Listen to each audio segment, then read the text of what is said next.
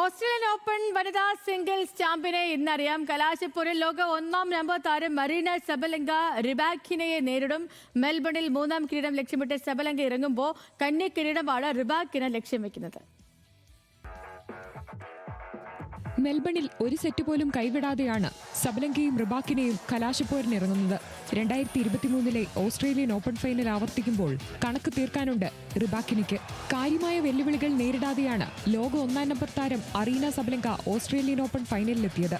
തുടർച്ചയായ 4ാം തവണയാണ് ഫൈനലിന് യോഗ്യത നേടിയത്. ഹാട്രിക് കിരീടം ലക്ഷ്യമിട്ടിറങ്ങിയ സബലങ്കയ്ക്ക് കഴിഞ്ഞ വർഷം ഫൈനലിൽ മാഡിസൺ കീസിനോട് അടിയറവ് പറയേണ്ടി വന്നു.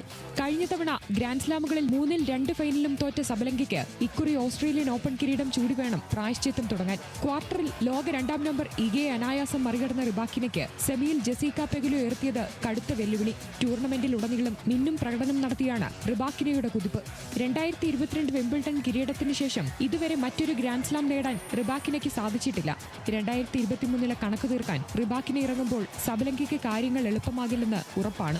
നേർക്കുനേർ കണക്കുകളടക്കം സബലങ്കയ്ക്ക് മുൻതൂക്കം നൽകുന്നുണ്ടെങ്കിലും റിബാക്കിനയുടെ പോരാട്ട വീര്യം കിരീട പോരാട്ടത്തിൽ സബലങ്കയോളം സാധ്യത പ്രവചിക്കുന്നുണ്ട്. നാളെ നടക്കുന്ന പുരുഷ സിംഗിൾസ് ഫൈനലിൽ കാർലോസ് അൽക്കറാസ് നൊവാക് ജോക്കോവിച്ചിനെ നേരിടും. മെൽബണിലെ 11ാം കിരീടമാണ് ജോക്കോയുടെ ലക്ഷ്യമെങ്കിൽ കന്നി കിരീടം തേടിയാണ് അൽക്കറാസ് ഇറങ്ങുന്നത്. Sports desk, news Malayalam.